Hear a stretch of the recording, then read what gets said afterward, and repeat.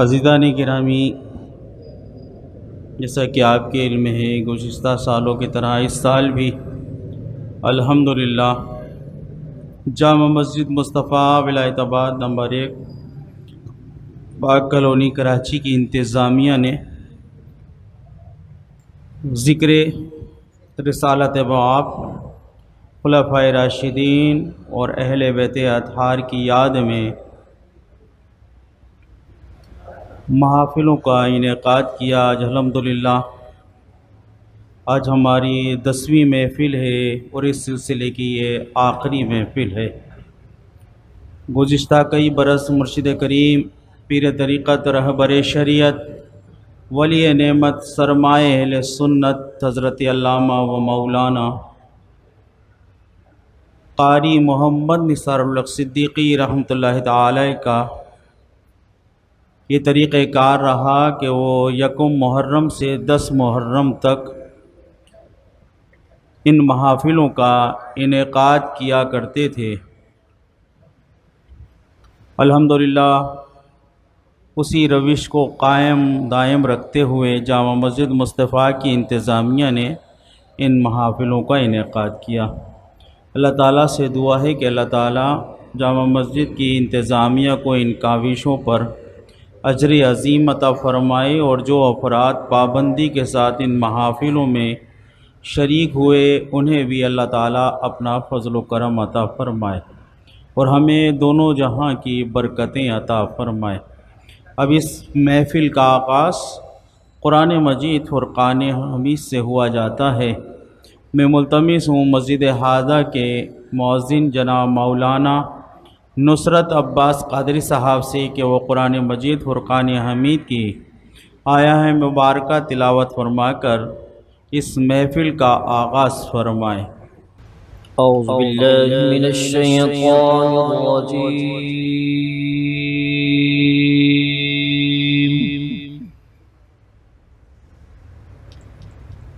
بسم اللہ الرحمن الرحیم۔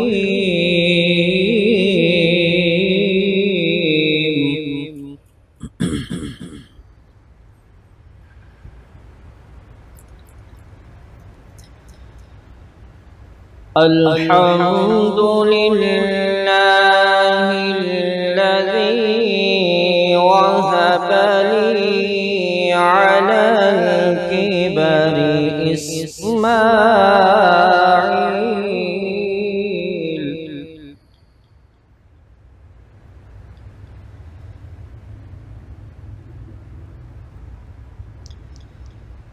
الحمد للہ الذی وهب لي على الكبر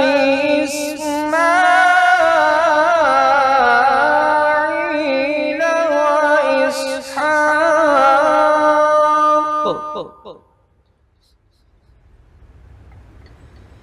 ان ربی لسمیع الدعاء۔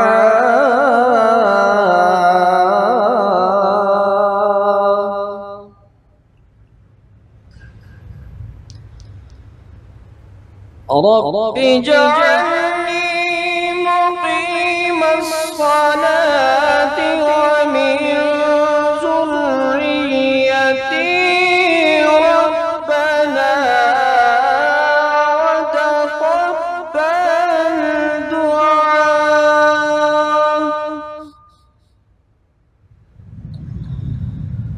ربنا اغفر لي ولوالدي وللمؤمنين۔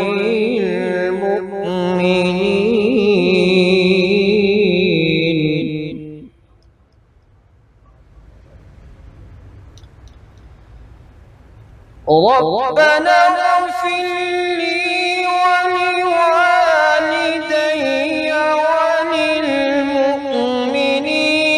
يوم يقوم الحساب۔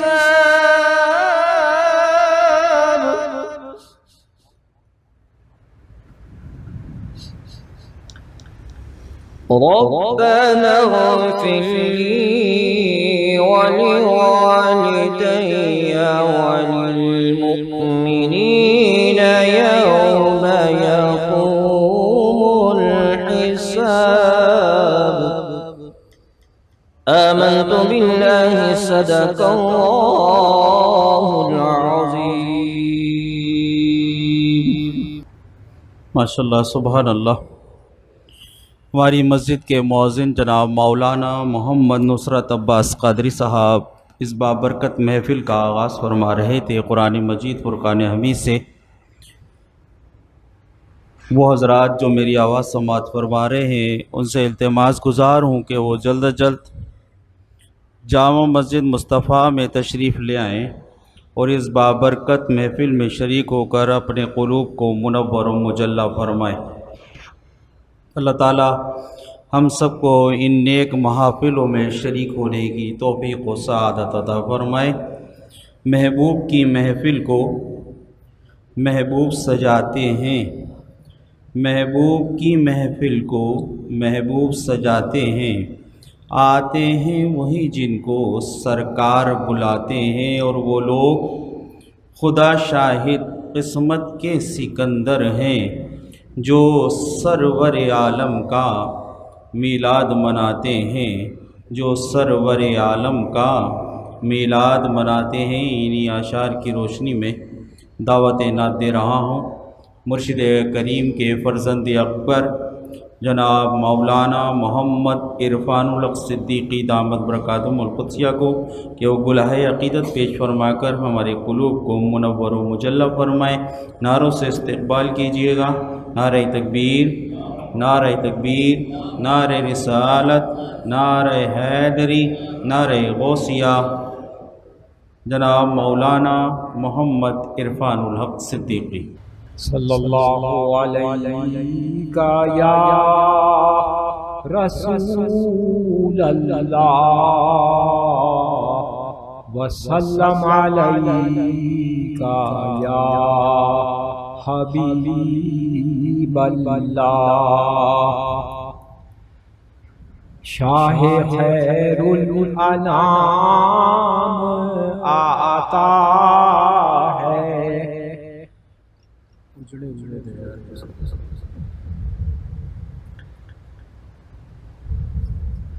اجڑے ہوئے دیار کو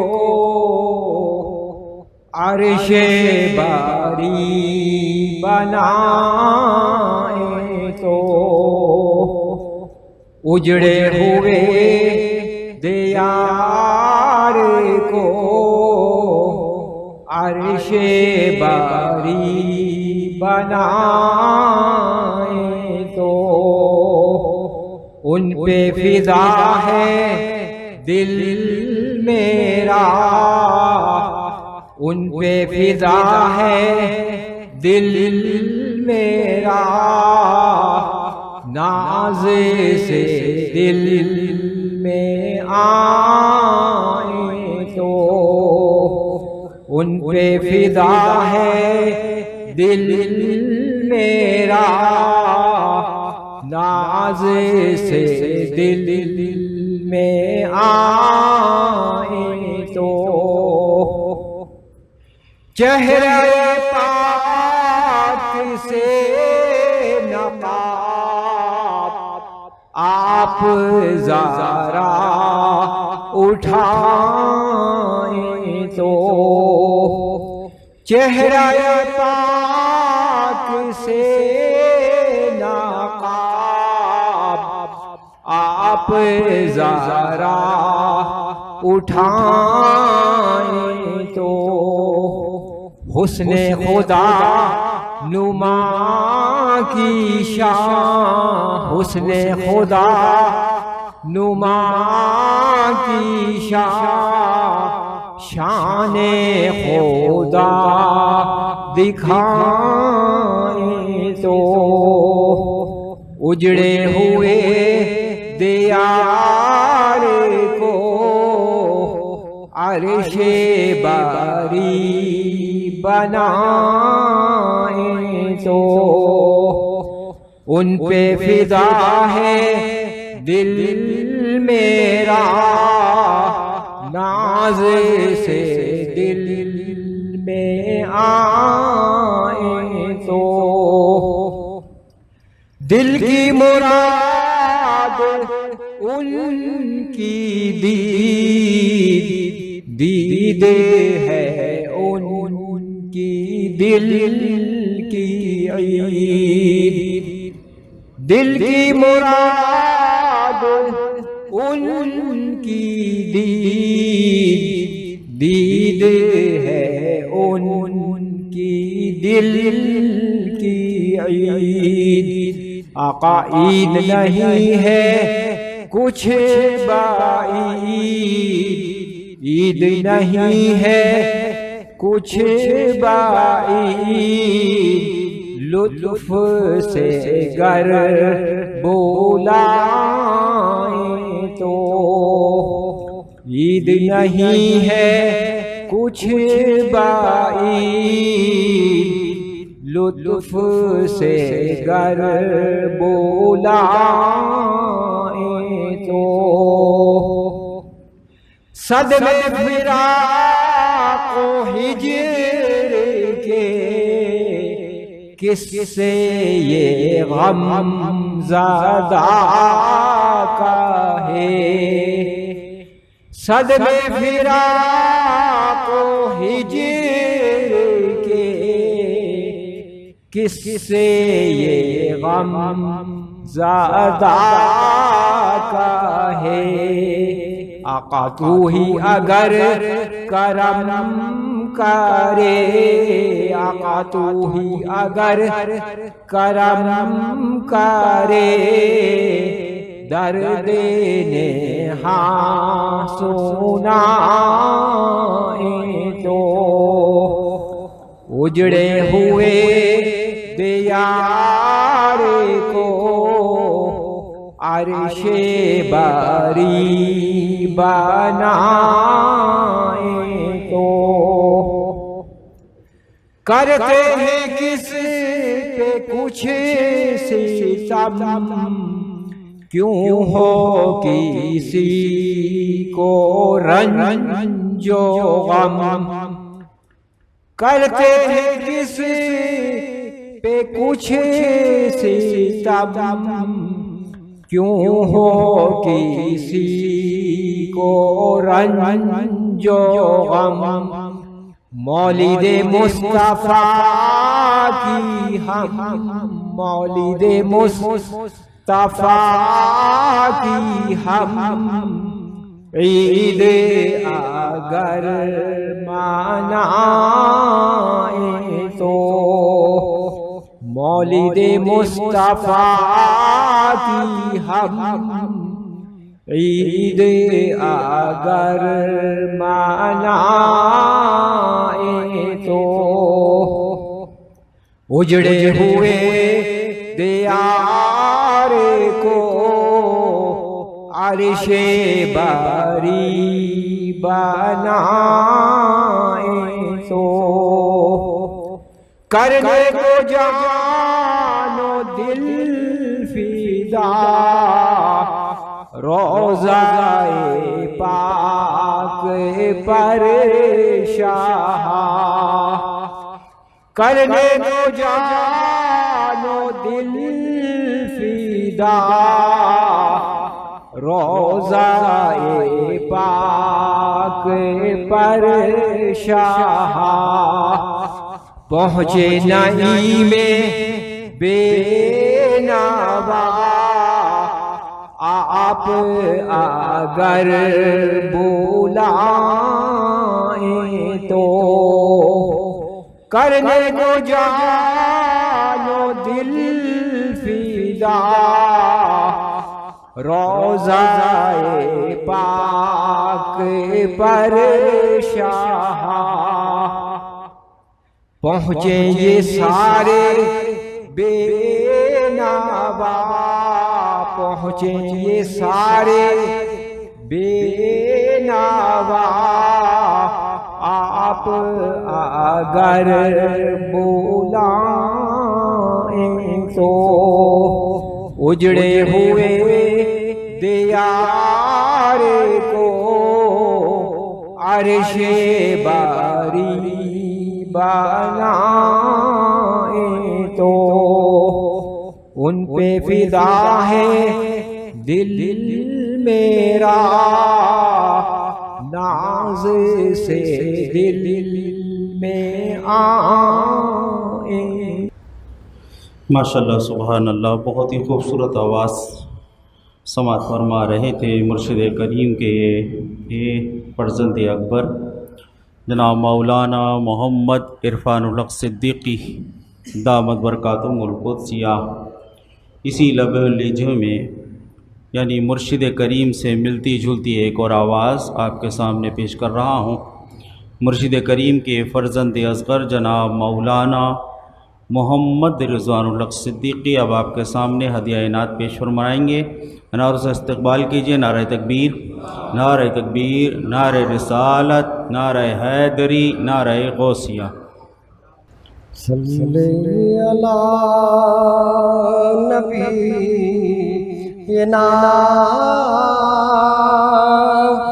صلی علی محمد صلی علی کریمنا صلی علی محمد. تعریف پہلے میں خالق کونین کی کروں، پھر نعت پاک سرور دارین کی کروں. تسکین اس طرح دل بے چین کی کروں، خوش روح جد حضرت حسنین کی کروں، خوش روح جد حضرت حسنین کی کروں. ہاں یہی ہدیہ شہ اب تہی کروں. تم سب پڑھو درود میں نعت نبی کروں. اللہم صلی علی سیدنا محمد ماضی الجود والکرم وآلہ وبارک وسلم. اے مومنو یہ محفل ذکر حسین ہے، جس میں بیان آل شہ مشرقین ہے. پردرد ہے اسی سے مگر دل کو چین ہے، پردرد ہے اسی سے مگر دل کو چین ہے. یہ درد گر نصیب ہو مولا کی دین ہے، یہ درد گر نصیب ہو مولا کی دین ہے. ذکر ان کا ان کے پیاروں کا بس ہر گھڑی کروں. تم سب پڑھو درود میں نعت نبی کروں. اللہم صلی علی سیدنا محمد ماضی الجود والکرم وآلہ وبارک وسلم. محبوب کبریا کا پیارا حسین ہے، بی فاطمہ کی آنکھ کا تارا حسین ہے. مولا علی کے قلب کا پارا حسین ہے، باغ جنا کا انجمنارا حسین ہے. اور کیا میرا منہ بیان جو صفت آپ کی کروں، کیا میرا منہ بیان جو صفت آپ کی کروں. تم سب پڑھو درود میں نعت نبی کروں. اللہم صلی علی سیدنا محمد ماضی الجود والکرم وآلہ وبارک وسلم. بے انتہا سلام ہو اس ذات پاک پر، اور بے عدد درود خداوند بحر و بر. اسرار خدمت رے ایام کی کروں اسرار خدمتش رے ایام کی کروں تم سب پڑھو درود میں نعت نبی کروں اللہم صلی اللہ سیدنا محمد محمد الجودی والکرم والآلہ وبارک وسلم تعریف فہم خالق کونین کی کروں پھر نعت پاک سرور دارین کی کروں ماشاءاللہ سبحان اللہ، بہت ہی خوبصورت اور خوش الہانی کے ساتھ اور اسی لب و لہجے میں ہدیہ نعت پیش فرما رہے تھے مرشد کریم کے دونوں فرزند جناب مولانا محمد عرفان الحق صدیقی اور جناب مولانا محمد رضوان الحق صدیقی دامت برکاتہم القدسیہ۔ ان کی آواز مرشد کریم سے ہو بہو ملتی ہے اور ان کی الحمدللہ شکلیں بھی مرشد کریم سے ملتی ہیں، انہیں دیکھتے ہیں تو مرشد کریم یاد آ جاتے ہیں، کیسا لگتا ہے دور سے کہ مرشد سامنے سے آ رہے ہیں۔ اللہ تعالیٰ ان کا سایہ دراز فرمائے ہم سب پر، اور ہمارے مرشد کریم کا ہم پر زیادہ سے زیادہ فیض عطا فرمائے، اور ہم سب کو اہل خانہ کی احترام و اکرام کرتے ہوئے ان کے دامن سے وابستہ رہنے کی توفیق و سعادت عطا فرمائے۔ وہ حضرات مبارکباد کے مستحق ہیں جو الحمدللہ ان محافلوں میں 10 روز تک پابندی کے ساتھ تشریف لائے اور ابھی لانے والے ہیں، کیونکہ مفتی صاحب کو سننے کے لیے بہت سے لوگ بیتاب رہتے ہیں، بے قرار رہتے ہیں۔ الحمدللہ ان افراد کو اگر میری آواز پہنچ رہی ہے تو ان سے التماس گزار ہوں کہ مفتی صاحب کا خطاب شروع ہونے والا ہے، آپ تمام حضرات جلد سے جلد جامع مسجد مصطفیٰ میں تشریف لے آئیں۔ ان اشعار کی روشنی میں دعوت خطاب دوں گا کہ میرے دل کی زمین پہ ہے قدم زہرا کے بچوں کا، میرے دل کی زمین پر ہے قدم زہرا کے بچوں کا، میری نسلوں پہ ہے دستے کرم زہرا کے بچوں کا، میری نسلوں پہ ہے دستے کرم زہرا کے بچوں کا، زمانے کا کوئی بھی رنج اسے رسوا نہیں کر سکتا، زمانے کا کوئی بھی رنج اسے رسوا نہیں کرتا، سکونت پالے جس کے سینے میں غم زہرا کے بچوں کا، سکونت پالے جس سینے میں غم زہرا کے بچوں کا، ہزاروں کوششیں کر لی زمانے نے جھکانے کی، ہزاروں کوششیں کر لی زمانے نے جھکانے کی، مجھے جھکنے نہیں دیتا بھرم زہرا کے بچوں کا، مجھے جھکنے نہیں دیتا بھرم زہرا کے بچوں کا، گلستان پیغمبر کا ہر ایک گل ہے گلے تنویر، گلستان پیغمبر کا ہر ایک گل ہے گلے تنویر، مماثل ہی نہیں رب کی قسم زہرا کے بچوں کا، مماثل ہی نہیں رب کی قسم، مماثل ہی نہیں رب کی قسم زہرا کے بچوں کا۔ نعرہ سے استقبال کیجئے اس یقین کے ساتھ کہ آپ جہاں بھی ہوں، جدھر بھی ہوں، اور جیسے ہی آپ کی آواز ہو، جب آپ سرکار کو پکارتے ہیں تو وہ سنتے ہیں کہ جہاں سے دو صدا سرکار سنتے ہیں، سرے آئینہ سنتے ہیں، پسے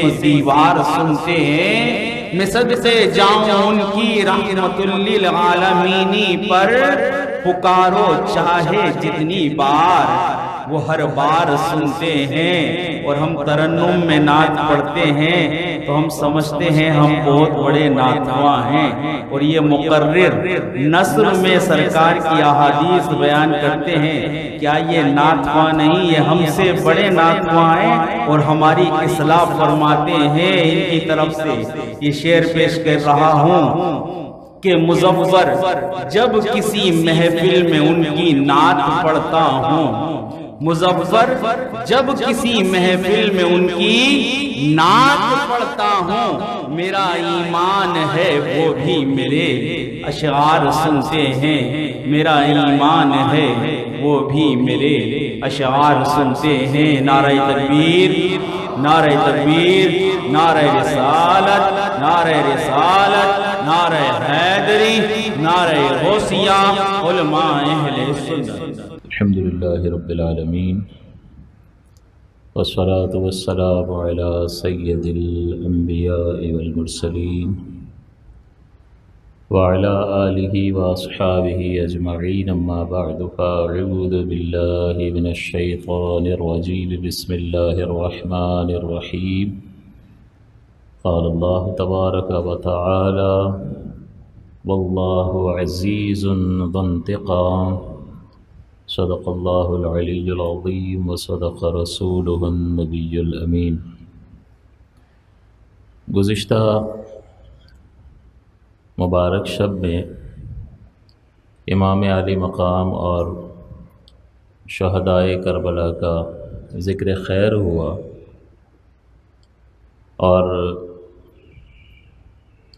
جہاں بھی اللہ کے نیک بندوں کا ذکر ہوتا ہے، عند ذکر الصالحین تنزل الرحمہ، کہ جب بھی جس مقام پر بھی اللہ کے نیک بندوں کا ذکر ہوتا ہے وہاں اللہ کی رحمت نازل ہوتی ہے۔ اور یہ ان نفوس قدسیہ کا تذکرہ ہے کہ جن کو ہم ان کی عبادات کو دیکھ کر، ان کے معمولات کو دیکھ کر نیک نہیں کہہ رہے، بلکہ زبان رسالت انہیں نیک فرما رہی ہے، زبان رسالت انہیں جنتی نوجوانوں کا سردار قرار دے رہی ہے۔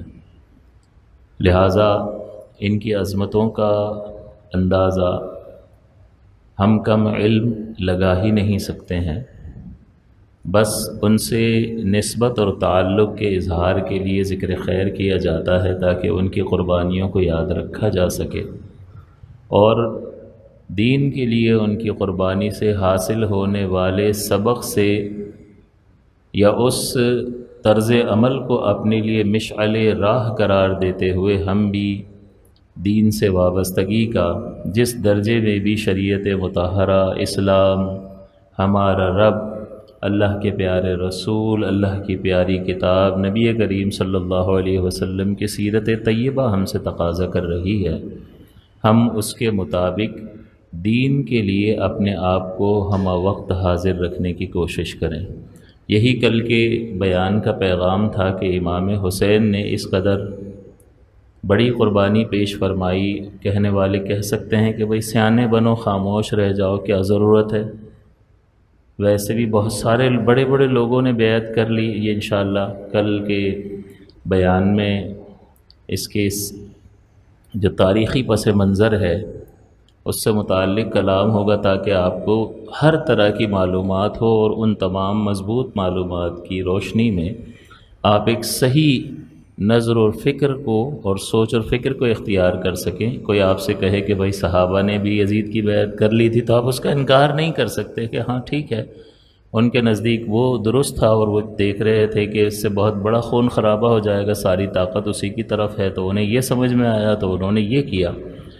اور چونکہ وہ صحابہ مجتہد صحابہ تھے، اور مجتہد جو اسے سمجھ میں آتا ہے اس کے مطابق عمل کرنے کا پابند ہوتا ہے، وہ کسی اور کی رائے پر عمل نہیں کرتا۔ اور امام حسین، امام عالی مقام، آپ خود بھی مجتہد صحابی ہیں، لہٰذا آپ کی رائے یہ تھی کہ اس وقت یزید کے مقابلے میں آواز حق کو بلند کرنا ہی درست ہے اور رائے صواب ہے، اور درستگی کا پہلو اسی طرف ہے، لہٰذا آپ نے اس کو اختیار کیا۔ یہی وجہ ہے کہ آپ بھی جانتے ہیں کہ امام اعظم ابو حنیفہ، امام شافعی، امام مالک، امام احمد بن حنبل رحمہم اللہ، یہ چار ائمہ کرام ہیں، اور انہی سے فقہ نکلا ہے، اور بہت سارے ایسے مسائل ہیں جن میں آپس میں ان کا اختلاف ہوتا ہے۔ امام شافعی کے نزدیک ایک بال کا مسح کر لو تو سر کا مسح ہو جاتا ہے، احناف کے نزدیک آپ چوتھائی سر کا مسح کریں گے تو آپ کا فرض ادا ہو جائے گا وضو میں، امام احمد بن حنبل پورے سر کا مسا فرض قرار دیتے ہیں۔ اب یہ تینوں کے دلائل اپنے اپنے مقام پر ہیں، اور مجتہد جب دلائل کی روشنی میں اس پر کوئی مسئلہ واضح ہو جائے تو اس پر لازم ہوتا ہے کہ دلیل کی روشنی میں جو کچھ اس پر واضح ہوا ہے وہ اسی پر عمل کرے گا، دوسرے مجتہد کی پیروی نہیں کر سکتا۔ یہی وجہ ہے کہ امام شافعی امام اعظم کی پیروی نہیں کرتے، کیونکہ وہ خود مجتہد ہیں۔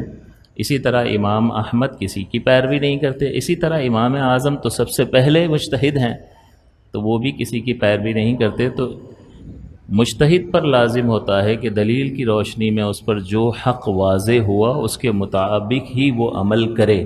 تو بہت سارے صحابہ کرام کے اجتہاد کا نتیجہ یہ تھا کہ وہ بیعت کر لیں، لہٰذا انہوں نے اس رائے کو اختیار کیا۔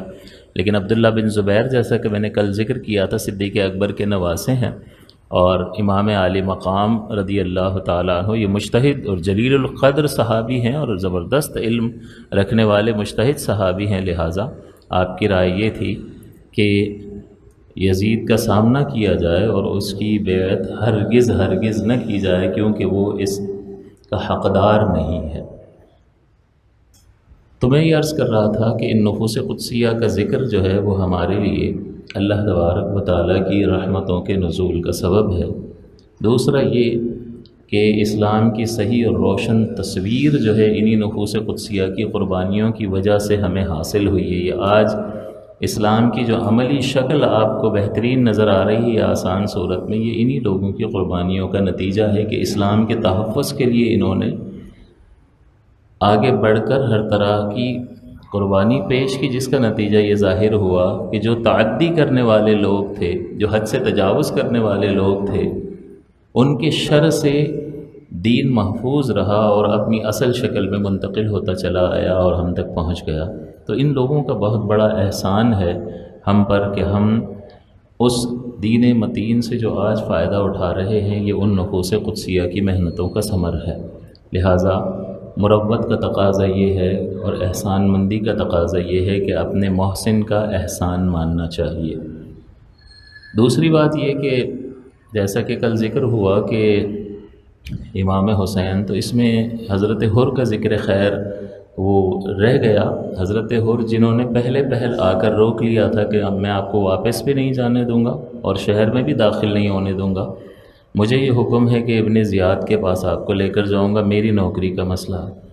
پھر بعد میں جب امام عالی مقام نے بارہا خطبات ارشاد فرمائے تو دل پر چوٹ لگی اور پہلے سے دل مضطرب تھا، تو وہ بے قراری اور بڑھ گئی، اور آپ کی اس حجت تام کرنے کے نتیجے میں وہ امام عالی مقام کی بارگاہ میں حاضر ہوا اور کہا حضرت مجھ سے بڑی غلطی ہو گئی، بھول ہو گئی، مجھے چاہیے تھا کہ میں آپ کو جانے دیتا، مجھے اندازہ نہیں تھا کہ اس حد تک یہ لوگ آگے بڑھ جائیں گے اور آپ کی جان کے درپے ہو جائیں گے۔ میں تو سمجھا تھا کہ وہ بلائے گا، بات چیت کرے گا، پھر معاملات بات چیت سے حل ہو جائیں گے، مجھے اس بات کا قطعاً اندازہ نہیں تھا۔ لہٰذا آپ اللہ کی بارگاہ میں دعا کریں اللہ میری توبہ کو قبول فرمائے اور میں آپ کے ساتھ ہوں۔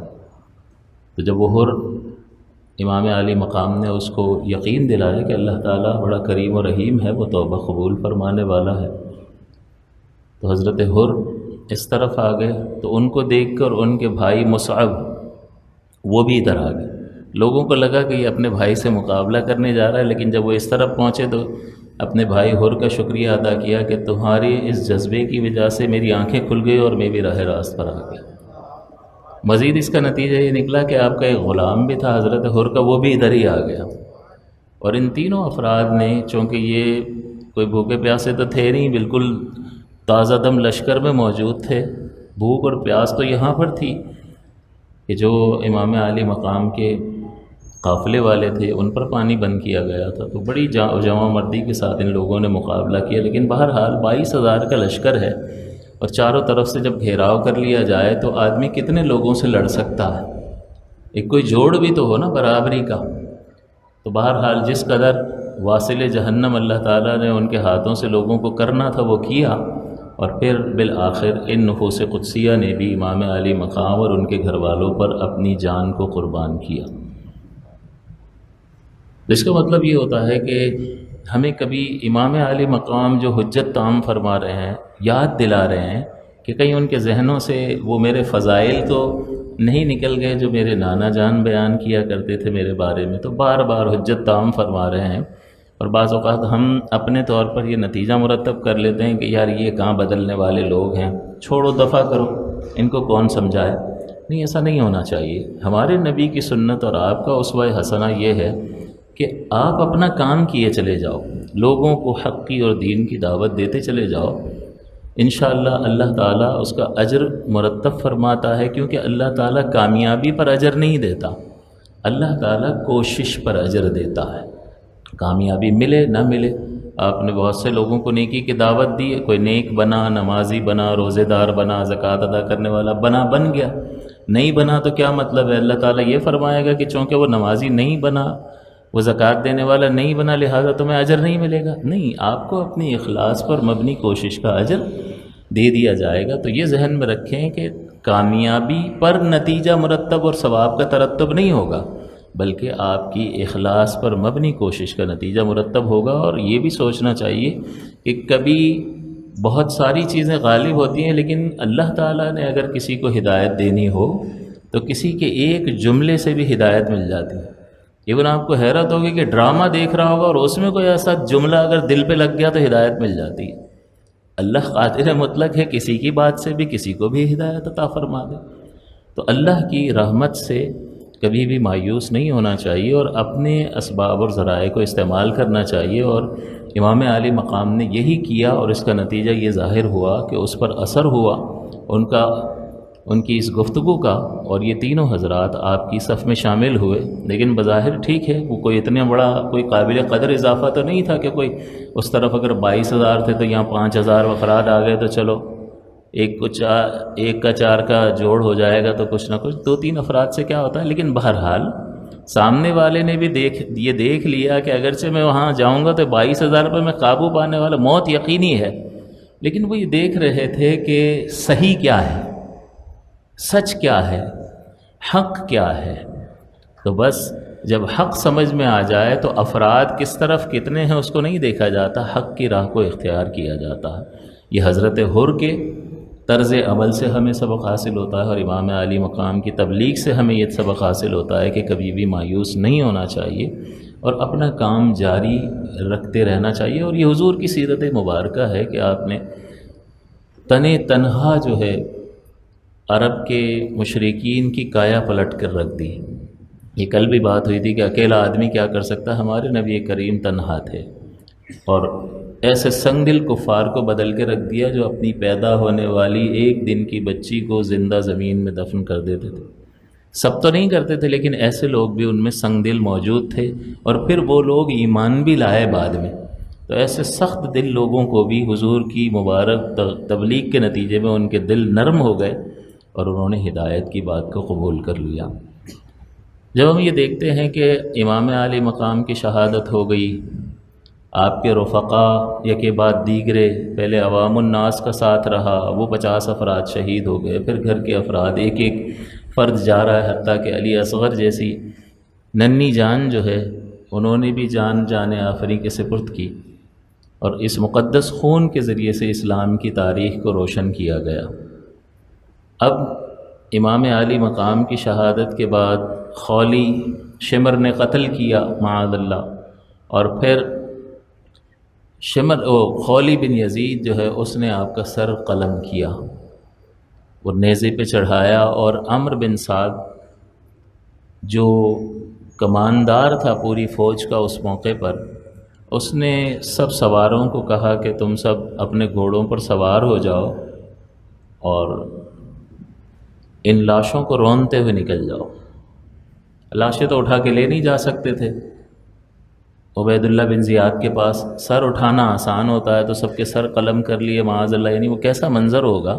ہمارا کوئی رشتہ دار اگر انتقال کر جائے تو ہم کتنے نازوں سے اس کو اطمینان سے اٹھاتے ہیں، اور رحمت دو عالم صلی اللہ علیہ وسلم نے بڑا خیال کرنے کا فرمایا حکم۔ اور عائشہ صدیقہ سے ایک روایت موجود ہے کہ کسی نے کنگھی کرنے کے بارے میں پوچھا مردے کے لیے، تو کہا اس کا کیا فائدہ ہے، کیوں تم مردے کو تکلیف پہنچاتے ہو۔ اسی طرح رحمت کونین صلی اللہ علیہ وسلم نے فرمایا کہ کسی مسلمان کی قبر پر پاؤں رکھنے سے بہتر یہ ہے کہ تم تلوار پہ پاؤں رکھو.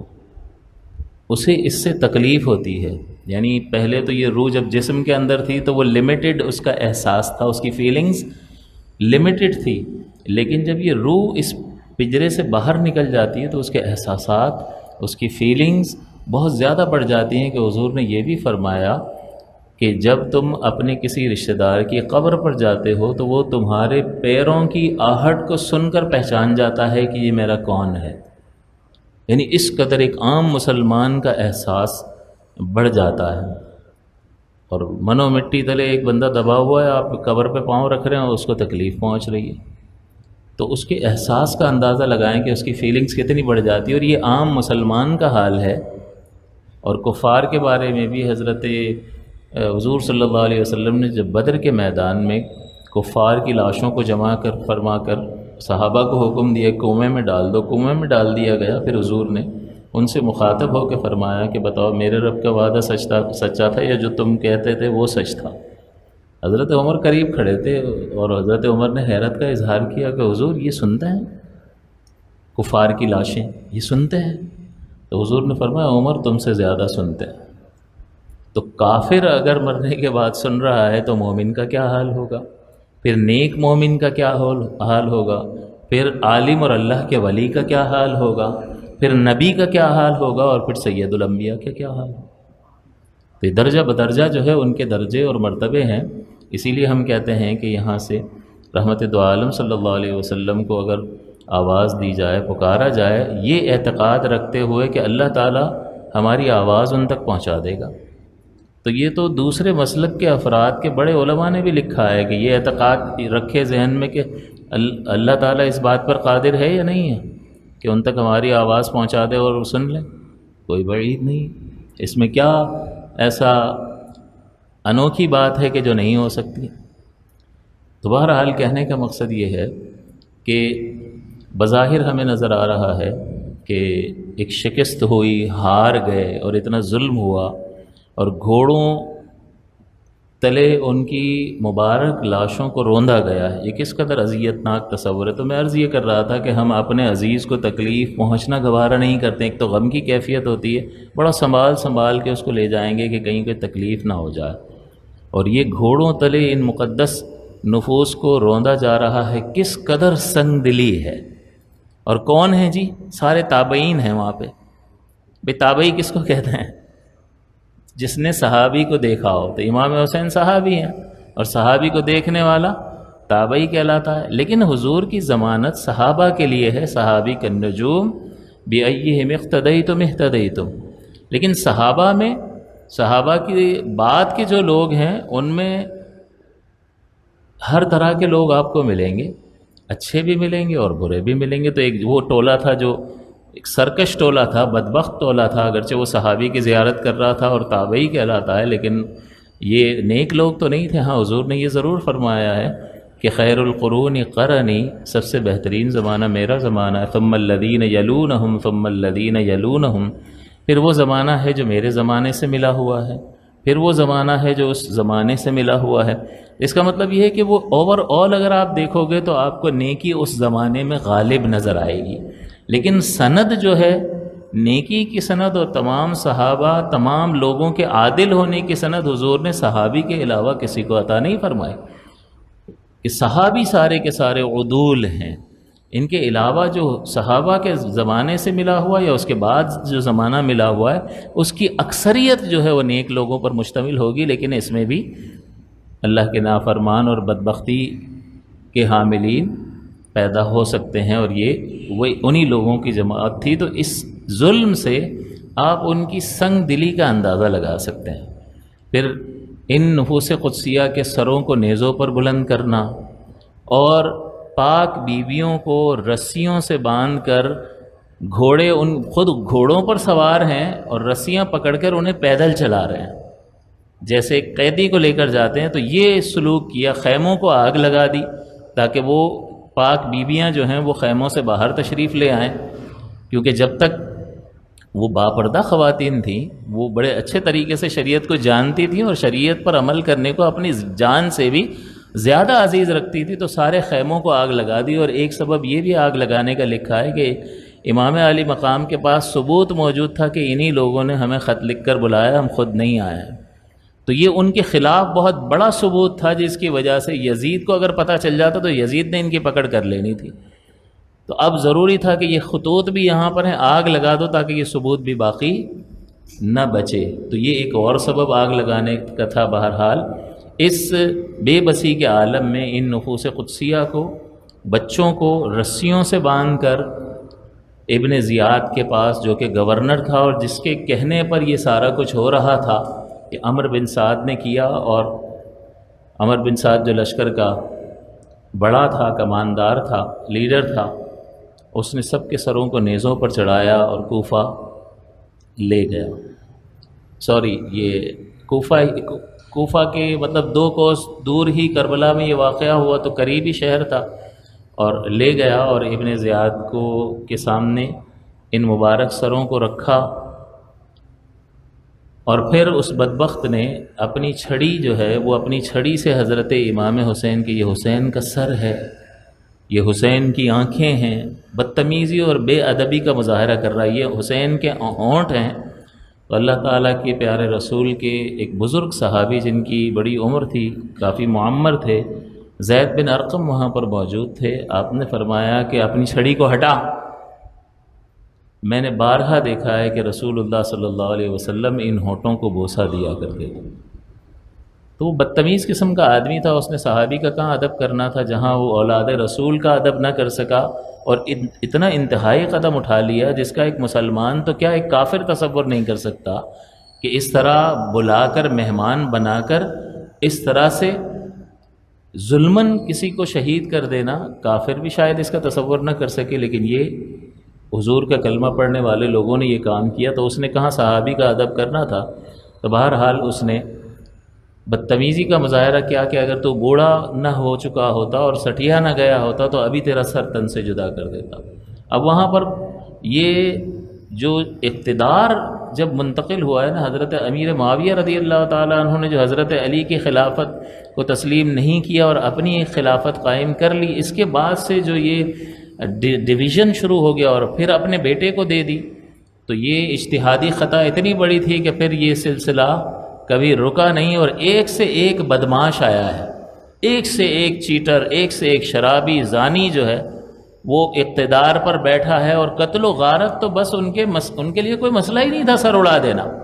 ذرا کسی نے اختلاف کیا نہیں، بھائی حضور کی حدیثیں لے آئیں گے کہ خروج کیا ہے، امام کے خلاف خروج کیا ہے، گردن اڑا دو۔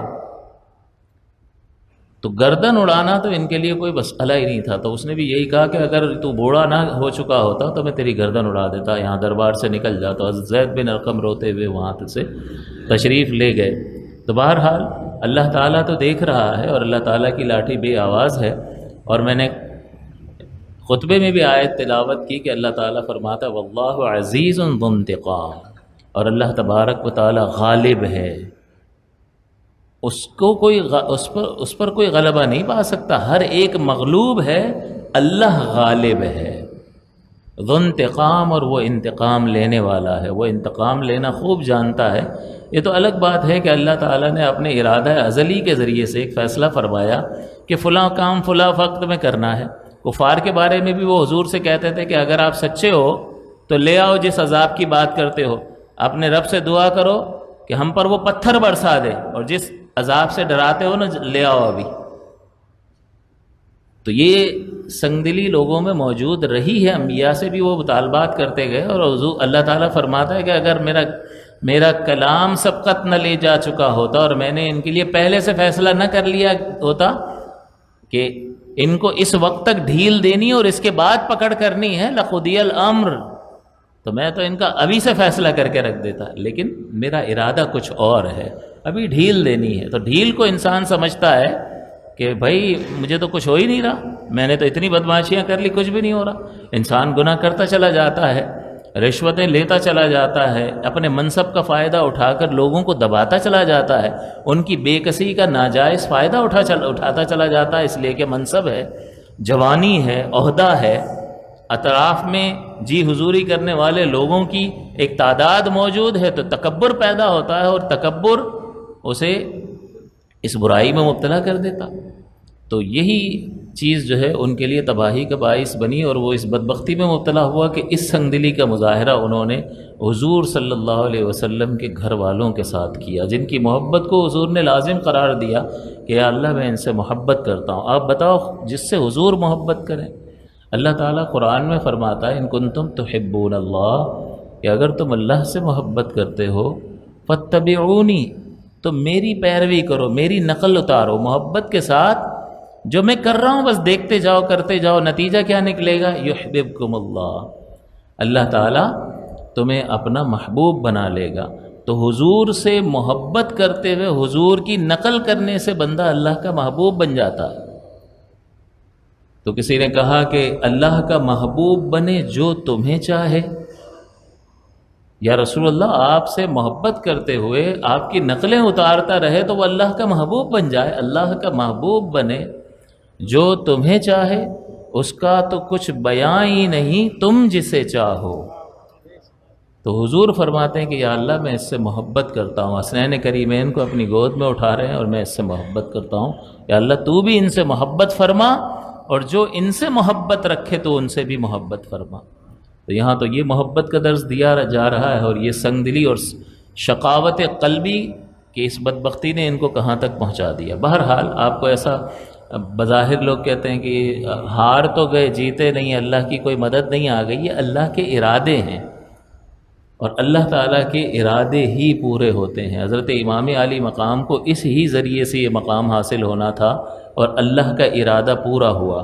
کیا یزید کامیاب ہو گیا؟ نہیں، بلکہ آج کربلا کے واقعے کے بعد ظلم کے خلاف کسی کو بھی آواز اٹھانے کی اگر کوئی توفیق ملی ہے تو وہ حسین کی اس قربانی کا صدقہ ہے جو حاصل ہوا ہے، اسی مشعل کی ایک چنگاری ہے جو اس شخص کو حاصل ہوئی ہے۔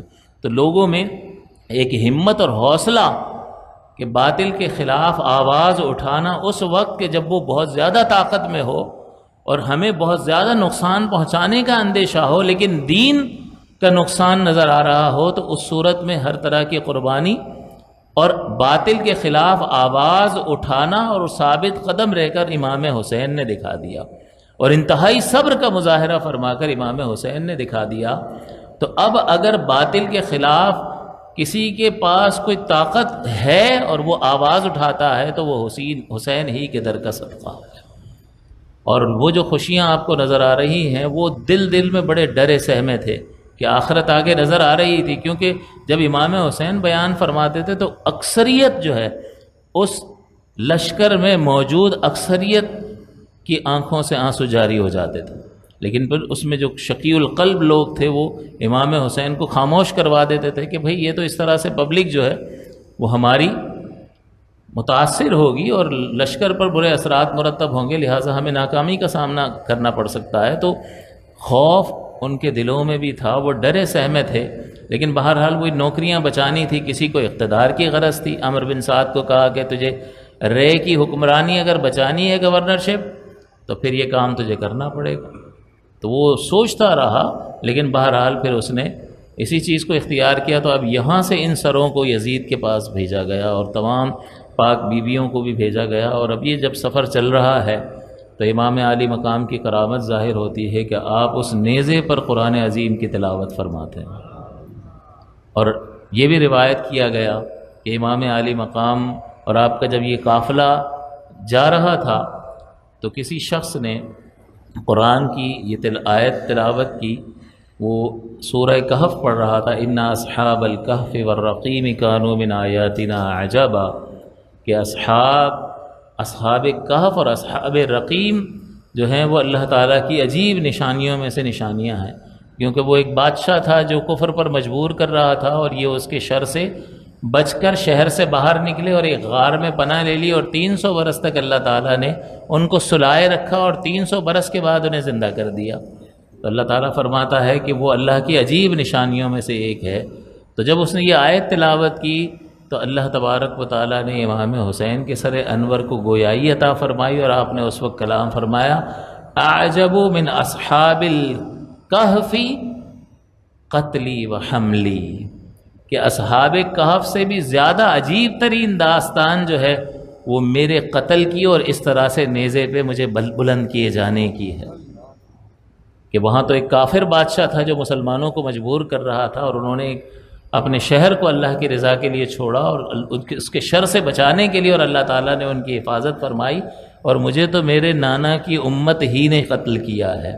مجھے دعوت دے کر بلا کر غداری کا ثبوت دیا اور بے مروتی کا ثبوت دیا اور مجھے یہاں تک پہنچایا، اور اس طریقے سے نیزے پر کسی نے قرآن تلاوت نہیں کیا ہوگا۔ یہ اللہ کی عجیب نشانیوں میں سے ایک نشانی ہے جو اصحاب کہف کی نشانی سے بھی زیادہ عجیب تر ہے۔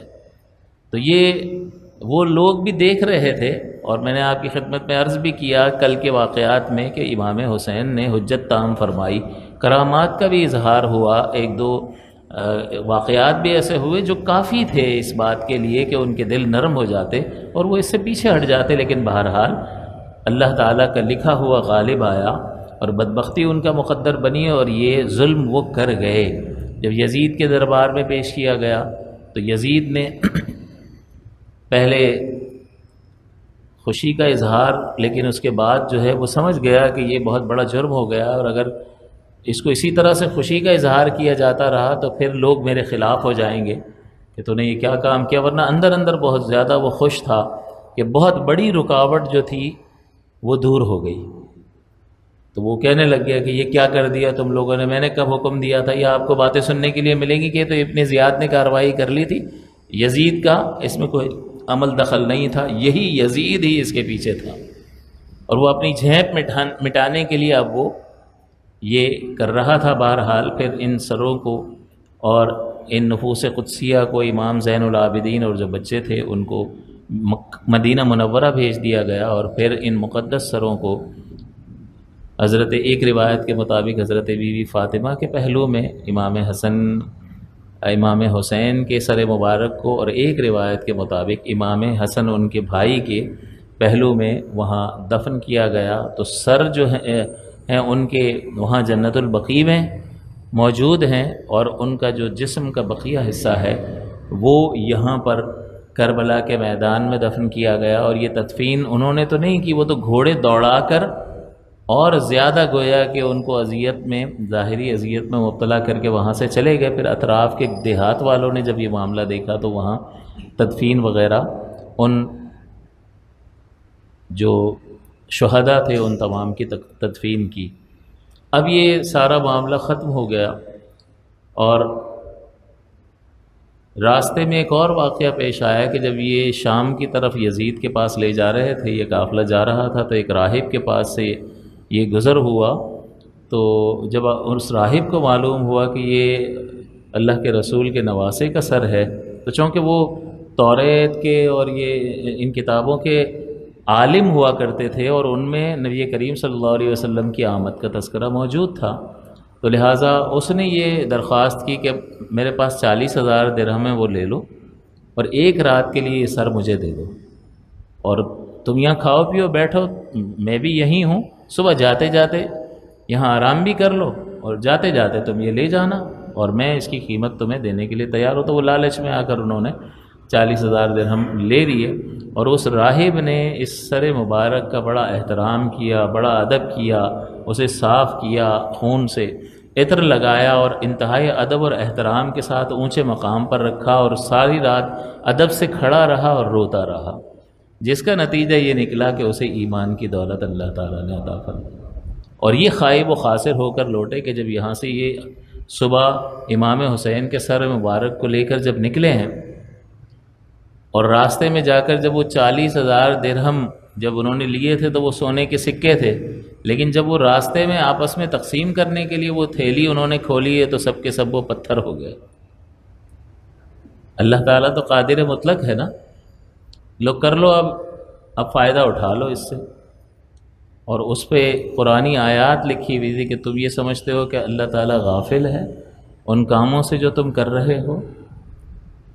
دونوں سکوں کے دونوں طرف قرآن مجید کی آیات مقدسہ لکھی ہوئی تھی تو بہرحال اب تو جو کچھ بھی کر لیں، روئیں پیٹیں، کچھ بھی کر لیں، وہ ظلم تو ان سے ہو چکا تھا، اور اس کی سزا بہرحال انہیں دنیا میں بھی ذلت و رسوائی کی صورت میں اور عذاب علیم کی صورت میں بھگتنی تھی، اور آخرت میں تو انجام بہت برا ہونا ہی ہونا ہے۔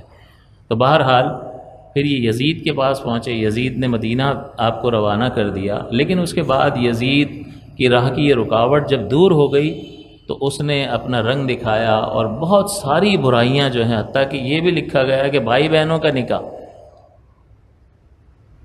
اگرچہ یہ تاریخ کے حوالوں سے موجود ہیں چیزیں، تاریخ میں بہت رتب و یابس ملاوٹ بھی ہوتی ہے، تاریخی باتیں اتنی زیادہ مستند نہیں ہوتی ہیں۔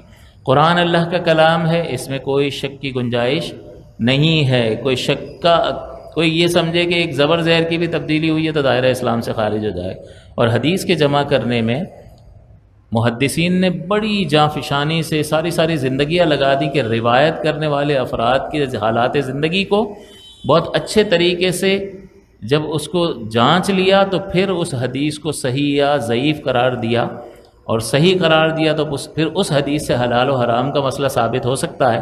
لیکن اس حد تک احتیاط فرمائی ہے کہ اگر کسی شخص نے، کوئی شخص بھولنے کا عادی تھا اور اس نے حدیث روایت کی ہے، تو اس بھولنے کی عادت کی وجہ سے اس کی حدیث کو ضعیف قرار دیتے ہیں، اور پھر اس سے حلال و حرام کا مسئلہ ثابت نہیں ہو سکتا، ہاں فضیلت ثابت ہو سکتی ہے۔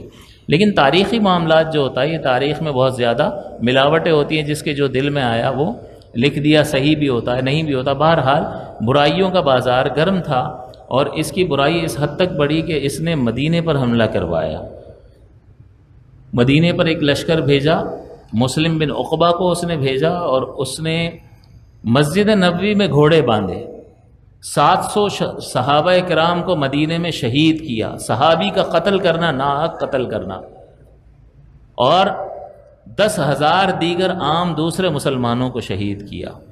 اور ایسے واقعات ہیں خواتین کے ساتھ بدتمیزی وغیرہ جس کو ہم بیان نہیں کر سکتے ہیں، یہ ساری چیزیں۔ اور 3 دن تک مسلسل مسجد نبوی میں نہ اذان ہو سکی اور نہ ہی نماز ہو سکی۔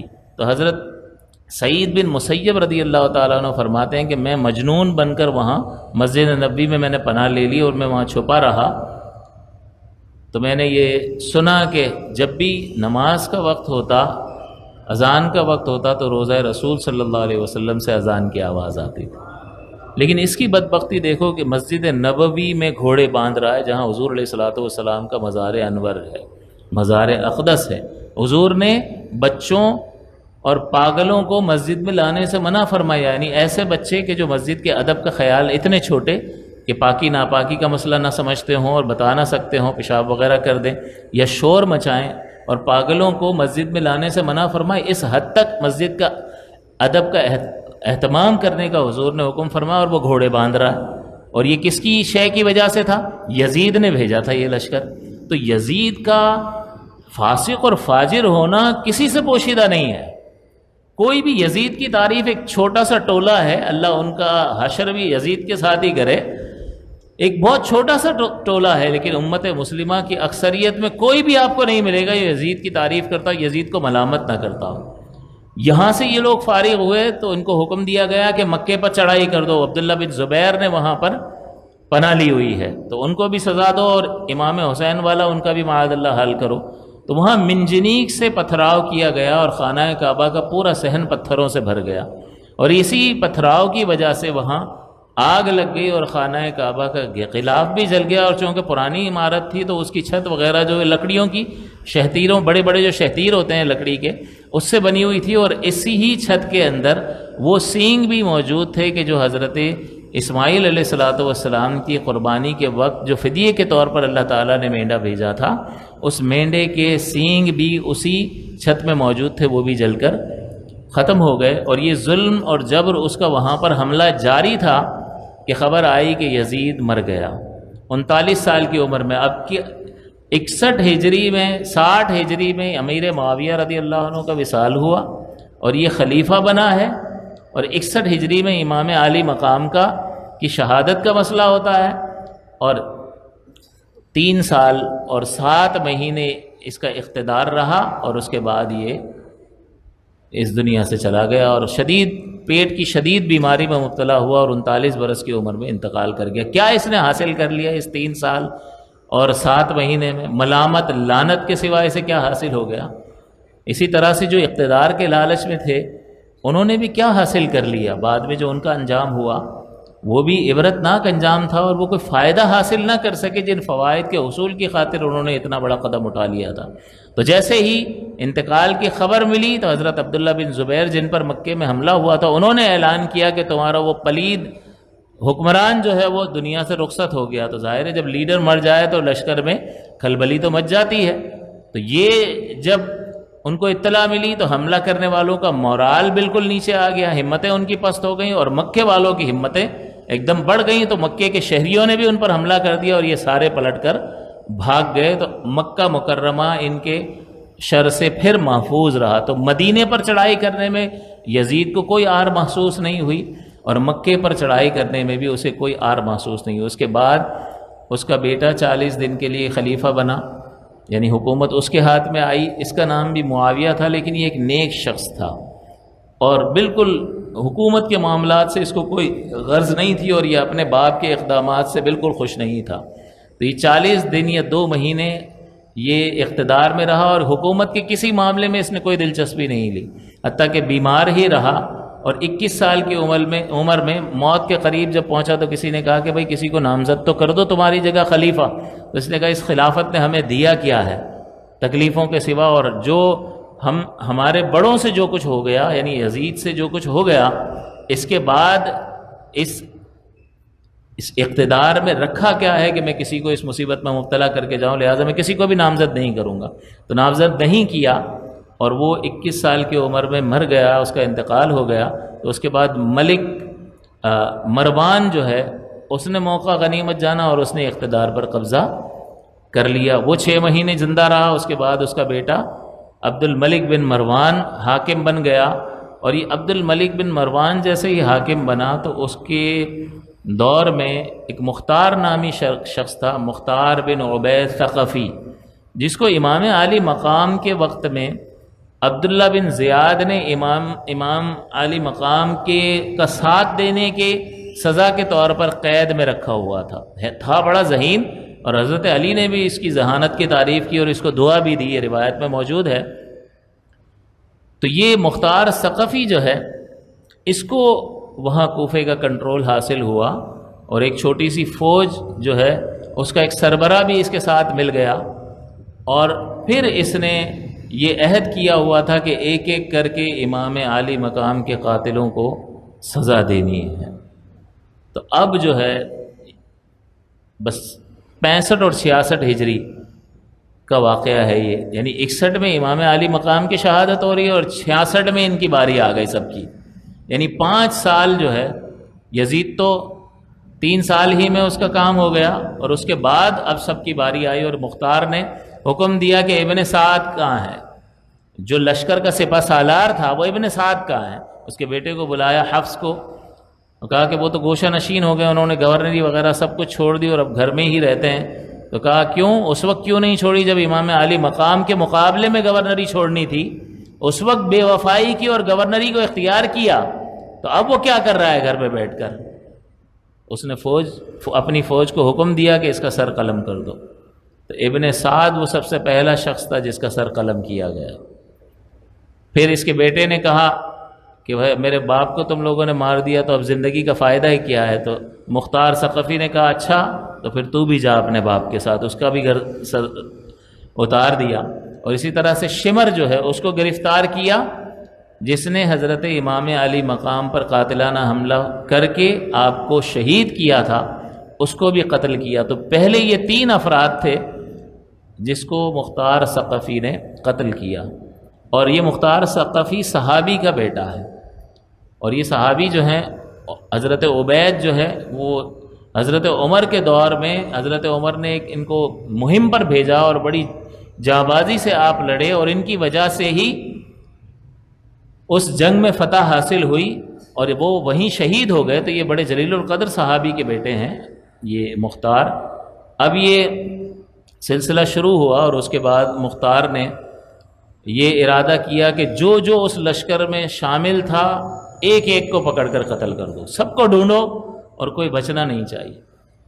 پھر اس نے عبید اللہ بن زیاد پر بھی حملہ کیا، لیکن وہ بچ کر نکل گیا عورتوں کا لباس پہن کر رات کے وقت میں، لیکن پھر بعد میں وہ جب فوج جمع کر کے موصل کے قریب جو ہے، موصل سے 2 کوس دور وہ اپنی فوج لے کر آیا، اور مختار ثقفی جو ہے انہوں نے بھی اپنی فوج وہاں بھیجی، اور ابراہیم بن ملک اشتر کی قیادت میں وہ فوج بھیجی، اور دریائے فرات کے قریب ہی وہ جنگ ہوئی اور اسے ناکامی اور شکست ہوئی، اور ابن زیاد اس میں مارا گیا، اور اس کا سر قلم کر کے ابراہیم کے پاس لایا گیا جو اس وقت سربراہ تھا فوج کا۔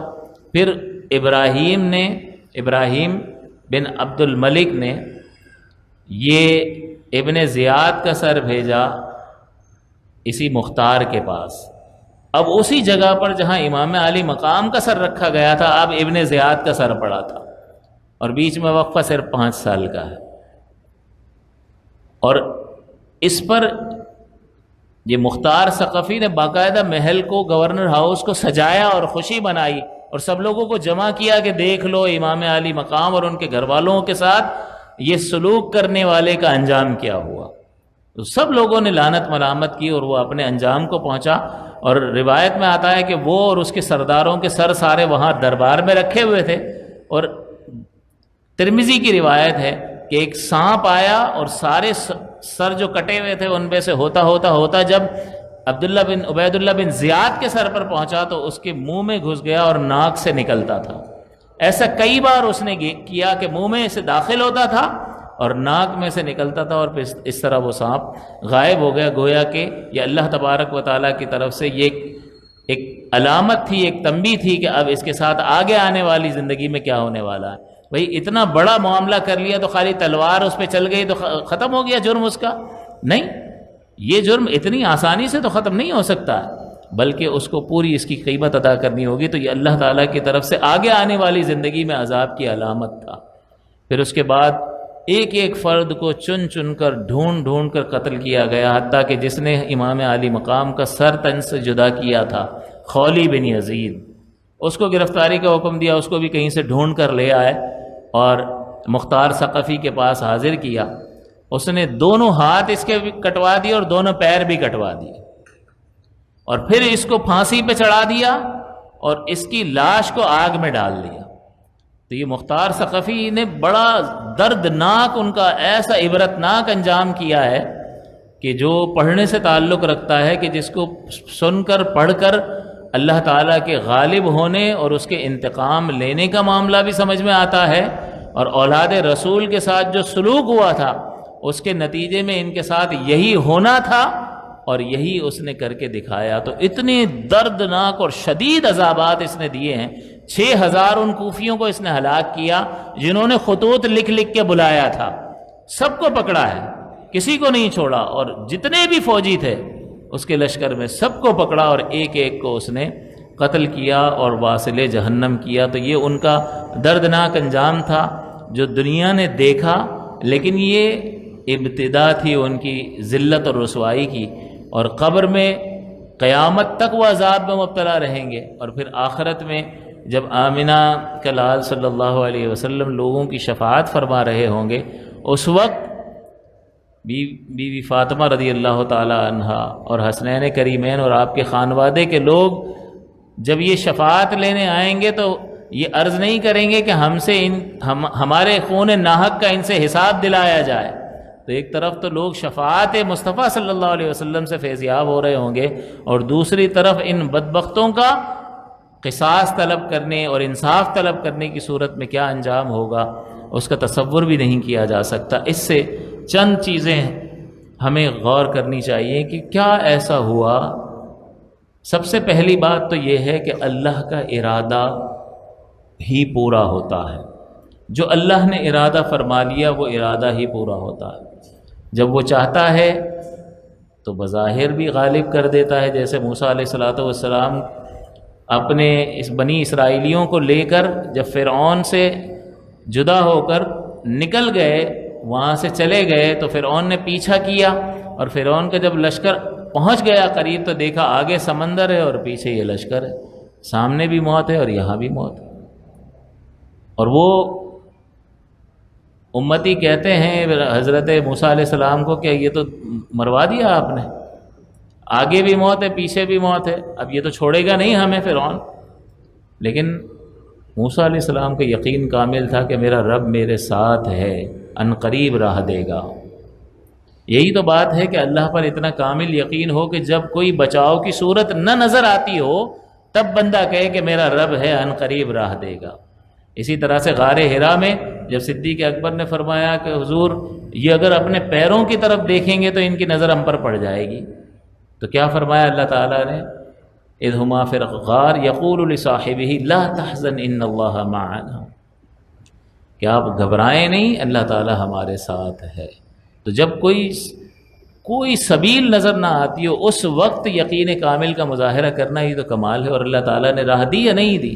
موسیٰ علیہ السلام نے چھڑی ماری اور سمندر میں راستہ بن گیا، اور آپ اس کے اس عذاب سے، اور بلکہ فرعون کا پورا لشکر غرق ہو گیا اور آپ کامیاب ہو گئے۔ تو اللہ چاہتا ہے تو وہ راہ دے دیتا ہے، بظاہر بھی کامیابی عطا کر دیتا ہے، لیکن جب وہ آزمائش میں مبتلا کرنا چاہتا ہے تو آزمائش میں بھی مبتلا کرتا ہے۔ تو ہمیں اللہ تبارک و تعالیٰ کے ارادہ ازلی کو ذہن میں رکھتے ہوئے اس کا خوف اپنے دل میں بٹھانا چاہیے کہ پتہ نہیں اللہ تعالیٰ کا ارادہ ہمارے بارے میں کیا ہے۔ ہم تو چانس لینے والے لوگ ہیں، یار دیکھا جائے گا، آخرت میں جو ہوگا دیکھ لیں گے۔ تو میں اکثر ذکر کرتا ہوں کہ پھر یہاں بھی دیکھ لو نا بھائی، جب اللہ تعالیٰ کا اتنا غفور الرحیم ہونے کا اعتقاد ہے اور یہاں کوئی عمل نہیں کرنا اور عمل سے کوڑا ہو کر جانا ہے وہاں پر آخرت میں جہاں کی مشکلات یہاں سے کہیں زیادہ ہیں، تو پھر اللہ تو دنیا میں بھی غفور الرحیم ہے، تو دکانیں بند کر دو، وہ آپ کو گھر پر ہی کھانا پہنچا دے گا۔ تو یہ توکل یہاں دکھائی نہیں دیتا، اس کا مطلب یہ توکل اور اللہ پر بھروسہ نہیں ہے، یہ شیطان کا دھوکہ ہے۔ اللہ کے ارادے اور اس کی خفیہ تدبیر سے ہمیشہ ڈرتے رہنا چاہیے اور اللہ تعالیٰ سے عافیت طلب کرتے رہنے چاہیے، اپنے آپ کو اللہ کی بارگاہ میں جھکا کے رکھنا چاہیے، کبھی دل میں تکبر اور خود پسندی کا جذبہ پیدا نہیں ہونا چاہیے۔ تو آپ نے یہ دیکھ لیا کہ اللہ ہی کا ارادہ پورا ہوا نا، گھوڑے بھی دوڑ رہے ہیں، ان پیاروں کے سر بھی قلم ہو رہے ہیں، نیزوں پر سر بھی چڑھ رہے ہیں، یہ سب کس کا ارادہ تھا؟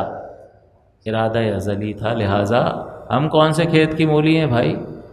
اور اللہ تعالیٰ کسی کا رشتہ دار کوئی ہے؟ اللہ تبارک و تعالیٰ اپنے بندوں کو آزماتا ہے، آپ پاس ہو جاؤ اور اس کے قریب ہو جاؤ، ورنہ پھر اعلیٰ حضرت امام اہل سنت نے کیا فرمایا کہ ان کو رحم آئے تو آئے، ورنہ اگر اللہ نے رحم کر دیا تو ٹھیک ہے، کر دیا تو ٹھیک ہے، ان کو رحم آئے تو آئے، ورنہ وہ کڑی مار ہے کیا ہونا ہے، راہ پر خار ہے کیا ہونا ہے۔ ذرا یہ آپ سنیں کسی نعت خواں کی آواز میں، تنہائی میں رات میں تھوڑا سا ہلکا اندھیرا کر جب یہ سنیں گے تو آپ کو چاروں طبق روشن ہو جائیں گے۔ تو اللہ کے ارادے سے ہمیشہ ڈرے رہنا چاہیے اور اللہ سے مغفرت طلب کرتے رہو، معافیاں مانگتے رہو، اٹھو تو معافی مانگو اور اپنی زبان میں مانگو، یا اللہ مجھے معاف کر دے، میں کچھ کر نہیں سکا، جیسا تیری عبادت کا حق تھا، تیری بندگی کا حق تھا، تیرا شکر ادا کرنے کا حق تھا، میں ایسا حق ادا نہیں کر سکا، تو مجھے معاف کر دے اور میری مدد فرما۔ دوسری بات یہ ہے کہ کون سی ایسی چیز تھی جس نے اتنا سنگ دل بنا دیا لوگوں کو؟ تو اس کا مطلب یہ ہے کہ یہ کیا تھا، کیا ہو گیا ایسا؟ لالچ، اقتدار کا لالچ، انعام کا لالچ، دنیا کا لالچ، اطراف کی صحبتوں کی وجہ سے کہ یار وہ بھی کر رہا ہے، وہ بھی تو لشکر میں شامل ہو گیا، وہ بھی فائدہ اٹھا رہا ہے، وہ بھی تو نہیں ڈر رہا ہے امام عالی مقام کے خلاف ہونے میں، ان کا قتل کرنے میں، چلو میں بھی مل جاتا ہوں، میں بھی فائدہ اٹھا لیتا ہوں۔ تو یہ بری صحبتوں کا اثر، اس کا مطلب یہ ہوا کہ انسان کو یہ دیکھنا چاہیے کہ بری صحبت کا اثر اور دنیاوی لالچ انسان کو کہاں تک پہنچا دیتا ہے۔ اس سے بڑا کوئی جرم ہوگا کہ امام عالی مقام، حضور کے پیارے نواسے اور ان کے گھر والوں کو اس طرح سے بے دردی سے قتل کر دیا جائے۔ اس کا مطلب یہ ہے کہ یہ صحبتیں جو ہم اختیار کیے ہوئے ہوتے ہیں، بعض اوقات یہ صحبتیں ہمیں اس قدر تباہی میں مبتلا کر دیتی ہیں کہ ہم اپنے ایمان سے بھی ہاتھ دھو بیٹھتے ہیں۔ بیکار قسم کے دوستوں کے ساتھ اٹھنا بیٹھنا جو بہت بے باک قسم کی باتیں کرتے ہیں، فرشتوں اپنے لطیفوں میں فرشتوں کا ذکر کریں گے اور مذاق اڑائیں گے، تو اپنے ایمان کی فکر کرنی چاہیے کہ یہ بری صحبتیں زبان سے بعض اوقات ایسے کلمات نکلوا دیتی ہیں کہ جس سے انسان دائرہ اسلام سے خارج ہو جاتا ہے، اسے پتہ بھی نہیں چلتا۔ اور اگر التزام کفر ہوا تو پھر تو نکاح بھی ختم ہو جائے گا، پھر بیوی کے ساتھ رہنا، یہ ایک ایک لمحہ رہنا حرام ہو جائے گا، تو علم حاصل نہیں کرے گا اور اس طرح کی بیکار قسم کی صحبتیں اور اس لالچ میں خود کو مبتلا کرے گا، تو یہ لالچ انسان کو کہاں تک لے جا سکتا ہے، اس پر غور کرنا چاہیے۔ اور پھر وہی کہ صحبتیں اچھی رکھیں، اچھی صحبت ہی وہ عالی شان چیز ہے کہ جو انسان کو اللہ کی یاد دلاتی ہے۔ اگر نیک آدمی کی صحبت اختیار کرو گے تو وہ اللہ ہی کی طرف لے جانے کی بات کرے گا، اور بیکار قسم کے دوستوں میں اٹھو بیٹھو گے تو وہ تباہی کے سوا اور کسی چیز کا سبب نہیں بنے گا، اور یہ ساری دوستیاں، یہ یاریاں، یہ گیدرنگز، یہ سب ختم ہو جائیں گی۔ قرآن خود کہتا ہے کہ آخرت میں جو دوستی باقی رہے گی وہ نیک لوگوں کی دوستی باقی رہے گی۔ اسی طرح سے اگر نیکوں کی صحبت اختیار کرو گے، آپ کا انتقال ہو جائے گا، وہ شخص آپ کے لیے دعا کر رہا ہوگا۔ اسی طرح آپ نیک ہوں گے، آپ کی کوئی صحبت اختیار کرے گا تو آپ بے ساختہ اس کے لیے دعا کریں گے۔ اب ہمارے کتنے دوست ہیں، ان کے والدین کا، ان کے عزیز و اقارب کا انتقال ہو جاتا ہے تو ہم جہاں بھی جس جگہ بھی موجود ہوتے ہیں، جب بھی دعا کے لیے ہاتھ اٹھتا ہے تو ان کے لیے دعا ہو جاتی ہے۔ اس کا مطلب یہ ہے کہ اس میں کوئی اپنی پارسائی معاذ اللہ بیان کرنا مقصود نہیں ہے، مقصد یہ ہے کہ یہ کیا ہو گیا جس کی بنیاد پر اس قدر انتہائی اقدام اٹھانے پر تیار ہو گیا، تو یہ صحبت کا اثر، یہ دنیاوی لالچ، یہ انسان کو تباہی کے دہانے پر پہنچا دیتی ہے۔ لہٰذا اللہ کی رضا پر راضی رہیں، اپنی کوششیں کریں، رزق حلال حاصل کرنے کی کوشش کریں، پھر اگر اللہ کے فیصلے کے نتیجے میں آپ کے حق میں کوئی فیصلہ ظاہر ہو جائے آپ کی مرضی کے موافق تو شکر ادا کریں، اور آپ کی مرضی کے خلاف ہو تو اللہ کی رضا پر راضی رہنے کا ذہن بناؤ۔ اگر یہ نہیں کرو گے، یہی دین کی تعلیم ہے، یہی دین ہمیں سکھاتا ہے، اور اس دین کی اس تعلیم کی وجہ سے انسان اپنے اندر ایسی مضبوطی پاتا ہے کہ جس کی وجہ سے وہ اپنے ایمان کو بھی محفوظ کر سکتا ہے اور اپنی نیکیوں کو بھی محفوظ کر سکتا ہے۔ اور اگر کفر انسان سے صادر ہو جائے، التزام کفر، تو یہ بھی یاد رکھیے گا کہ سابقہ ساری زندگی کی نیکیاں تباہ ہو جاتی ہیں۔ اس کا مطلب یہ ہے کہ انسان کو ایسی صحبت اختیار کرنی چاہیے جس میں محتاط قسم کے لوگ ہوں، ورنہ ایسی صحبت سے تو بھئی تنہائی اچھی ہے۔ تو اکیلے میں بیٹھیں، کتابوں کا مطالعہ کریں، کتاب سے بہترین کوئی دوست نہیں ہے، اللہ کے کلام سے اور حضور علیہ السلام کی سیرت مبارکہ سے بہتر کوئی دوست نہیں ہے، یہ زندگی بنا دے گا۔ ہم کہتے ہیں نا بھائی یہاں زمین لے لو، اس کاروبار میں انویسٹ کر دو، زندگی بن جائے گی۔ تو یہ تو انسان کا تو پیٹ ہی نہیں بھرتا۔ اگر زندگی واقعتاً بنے گی، دنیا میں بھی وقار اور عزت حاصل ہوگا اور اللہ کی رحمت شامل حال ہوگی تو دین سے تعلق کی صورت میں ہوگی، اور آخرت میں بھی اس کے بہترین نتائج مرتب ہوں گے۔ لہٰذا ان نفوس قدسیہ کے ذکر خیر سے جو یہ سبق ہمیں حاصل ہوتا ہے، ہمیں اس کو یاد رکھنا چاہیے کہ اللہ تعالیٰ کے ارادہ ازلی سے ڈرتے رہنا چاہیے اور اپنی صحبتوں کو بہتر رکھنا چاہیے تاکہ ہم کسی فتنے میں مبتلا ہو کر اپنی اور اپنی اولاد کی تباہی کا سبب نہ بن جائیں، بے باکی ہم میں پیدا نہ ہو جائے۔ آج بہت سارے لوگ بے باکی والی باتیں کرتے ہیں اور انہیں کوئی پرواہ بھی نہیں ہوتی، آپ سمجھائیں گے سمجھیں گے بھی نہیں۔ تو اس حد تک یہ کیسے پہنچ گیا؟ اس منحوس صحبت کا اثر آہستہ آہستہ آہستہ ذہن پر اتنا غالب ہو گیا کہ دین سے بھی انسان بیزار ہو جاتا ہے۔ بس آخری بات کہ میرے چھوٹے بھائی کا ایک جاننے والا ہے، میرے بھائی نے بڑا دن آیا تو اس میں رجب میں روزہ رکھ لیا، تو اس سے بات ہوئی فون پر، بیرون ملک ہوتا ہے، پہلے پاکستان میں ہوتا تھا، تو اس نے کہا اچھا روزہ رکھا؟ ہاں میں بھی بہت روزے رکھا کرتا تھا، نفل وغیرہ، لیکن اب تو جو ہے میں تو خدا کے وجود کو بھی نہیں مانتا ہوں۔ ایک طرف یہ حال تھا کہ نفل روزے رکھ رہا ہے، اس کا مطلب فرض تو چھوڑتا ہی نہیں ہوگا نا، اور دوسری طرف یہ کہ خدا کے وجود ہی کا انکار کر بیٹھا کہ ایتھیسٹ ہو گیا۔ تو ایسی کون سی وجہ ہوگی کہ جس کی بنا پر یہ ہوا؟ ایسی صحبتیں ہوتی ہیں، ایسی ویڈیوز، بندہ اب آپ بھی جس کی چاہے ویڈیو کو کلک کر کے دیکھنے بیٹھ جاؤ گے۔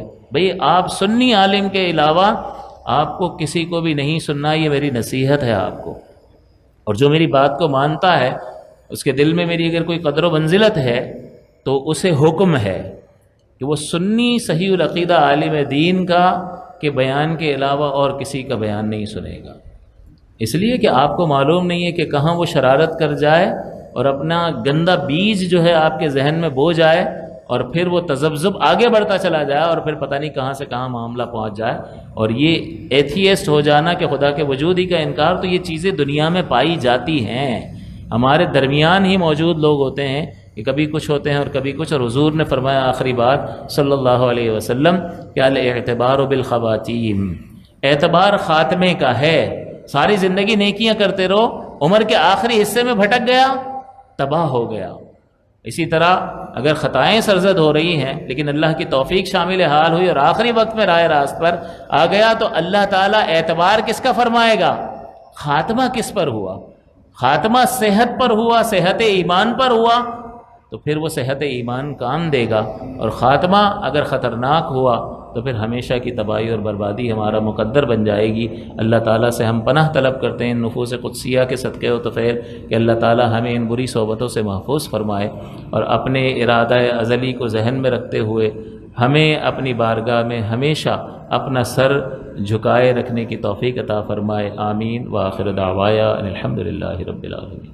یا نبی سلام علیکہ، یا رسول،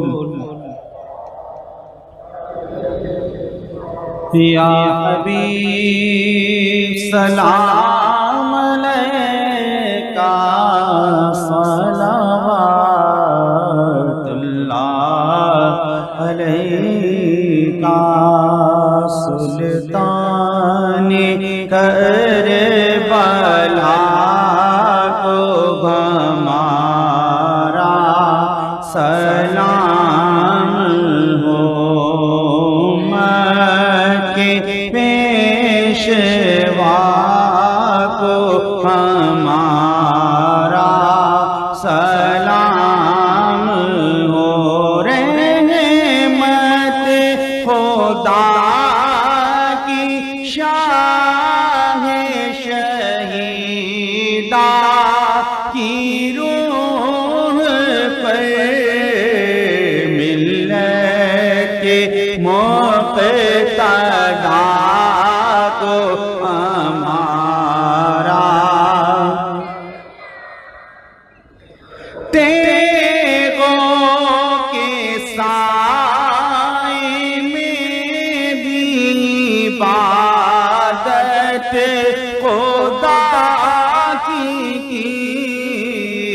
برہان اتقیاء کو ہمارا سلام ہو، خنجر گلے پہ اور دعا لب پہ ہے رواں،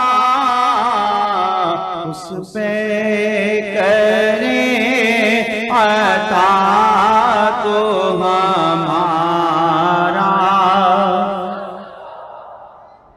یہ بھوک اور یہ پیاس، یہ فرض جہاد حق، سرچشمہ رضا کو ہمارا، زہرا کے لال اور پیمبر کے نور، دل بندے مرتضیٰ کو ہمارا، بیٹے بھتیجے بھانجے سب ہو گئے شہید، بیٹے بھتیجے بھانجے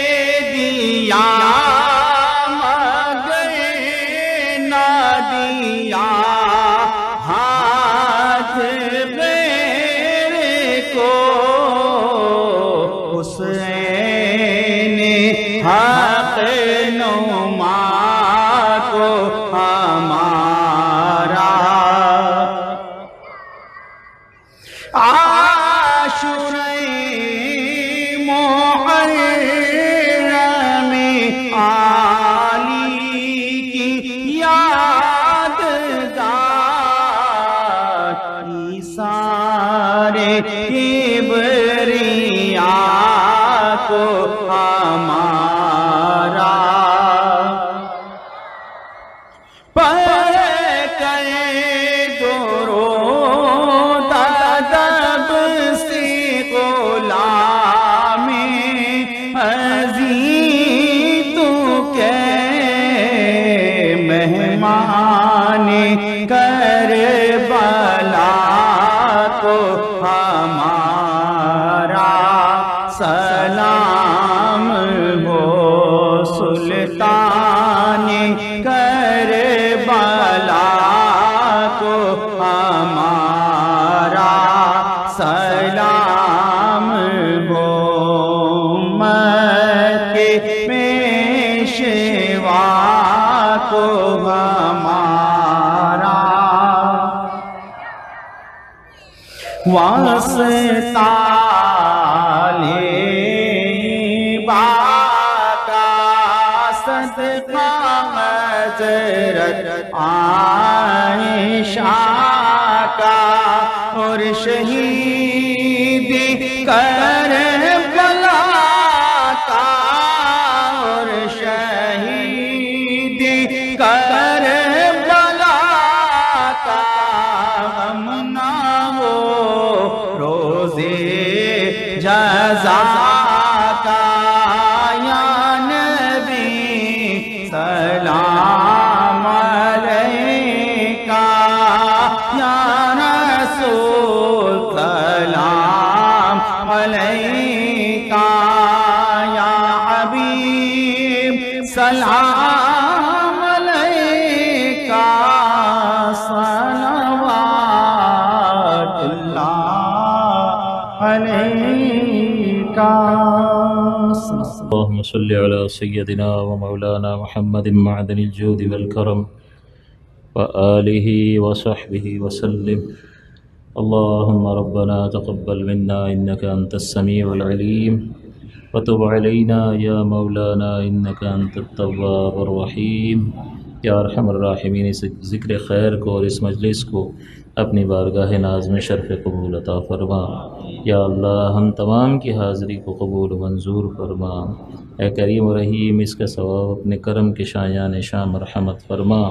یا اللہ ہم تمام کی مشکلوں کو آسان فرما. یا اللہ شہدائے کربلا کا صدقہ، سید الشہداء امام علی مقام رضی اللہ تعالیٰ عنہ کا صدقہ ہمیں بھی دین سے کامل وابستگی کی توفیق عطا فرما. یا اللہ نیکیوں سے محبت اور پیار عطا فرما. یا اللہ گناہوں سے نفرت عطا فرما. ہمارے لیے نیکیاں کرنا آسان فرما دے. یا اللہ گناہوں سے بچنا آسان فرما دے. یا اللہ ہم پر اپنی خصوصی رحمتوں کا نزول فرما. یا اللہ ہمارے اہل و عیال کی، آباء و اجداد کی، والدین کی سب کی بخشش و مغفرت فرما. یا اللہ ہم میں جو بیمار ہیں، ہمارے اعزاء قریبا میں جو بیمار ہیں، کریم و رحیم انہیں شفاء کاملہ عاجلہ عطا فرما. یا اللہ سب کی مرادوں کو پورا فرما. یہ چند افراد کے لیے دعا کا کہا گیا. سید کاشان کی والدہ بیمار ہیں، شاکر صاحب، افضل صاحب، ان سب کے لیے دعا کریں کہ اللہ تبارک و تعالیٰ انہیں شفاء کاملہ عاجلہ عطا فرما. یا اللہ جو تنگ دست ہیں انہیں فراخ دست کر. یا اللہ غیب سے ہم سب کی روزی روزگار میں اضافہ فرما. یا اللہ ہر قسم کی آفات سے، کاروباری پریشانیوں سے، ٹینشن سے ہمیں نجات عطا فرما. یا اللہ اس کورونا کی وبا سے اہل پاکستان کو نجات عطا فرما. خصوصاً کراچی والوں پر اپنی خاص مہربانی فرما. یا اللہ اہل حل و اقتدار کو اس بات کی سمجھ عطا فرما کہ وہ کاروباری حضرات کی مجبوریوں کو سمجھیں. یا اللہ ہم سب پر اپنی عنایتوں کے دروازے کھول دے. ندیم صاحب کے لیے کہا گیا کہ حالات کی درستگی کے لیے دعا کریں. دعا کریں اللہ تعالیٰ ان کی پریشانی کو بھی دور فرما. یا اللہ ہمیں ہر اعتبار سے اے کریم مالک اپنا محتاج رکھ، مخلوق کی محتاجی سے محفوظ فرما. ہمارے مرحومین کی بخشش و مغفرت فرما. ہمارے والدین اعزاء قریبا آباء و اجداد کی بخشش و مغفرت فرما. قاری نثار الحق صدیقی صاحب رحمۃ اللہ علیہ کے درجات کو بلند فرما. تمام ذکر خیر کا اجر و ثواب آپ کی خدمت میں پیش کرتے ہیں، قبول و منظور فرما۔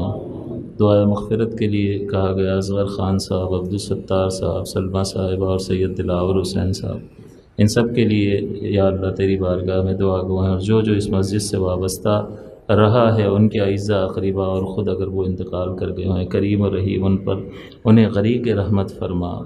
یا اللہ ان کی قبروں کو رحمت و رضوان کے پھولوں سے بھر دے، یا اللہ ان کی قبروں کو جنت کا باغ بنا دے، یا اللہ ہم سب کی بخشش و مغفرت فرما، یا اللہ ہمیں معاف فرما دے، یا اللہ ہمیں معاف فرما دے، یا اللہ ہمیں معاف فرما دے، یا اللہ ہماری گرفت نہ فرمانا، یا اللہ ہماری گرفت نہ فرمانا، یا اللہ شہدائے کربلا کا صدقہ ہماری گرفت نہ فرمانا، یا اللہ اعمال نامہ سیدھے ہاتھ میں پل صراط پر آسانی عطا فرما۔ یا اللہ جس طرح آج ہم تیرے پیارے حبیب کے نواسے کے ذکر خیر کے لیے، شہدائے کربلا کے ذکر خیر کے لیے جمع ہوئے، یا اللہ اسی طرح سے ہمیں ان نفوس قدسیہ کے ساتھ جنت الفردوس میں ان کی مجالس میں جمع فرما دے ببرکت ان اللہ وملائکتہ یصلون علی النبی یا ایھا الذین آمنوا صلوا علیہ وسلموا تسلیما اللہم صل علی سیدنا ومولانا محمد معدن الجود والکرم وآلہ وصحبہ وسلم سبحان ربک رب العزت عما یصفون وسلام علی المرسلین والحمد للہ رب العالمین برحمتک یا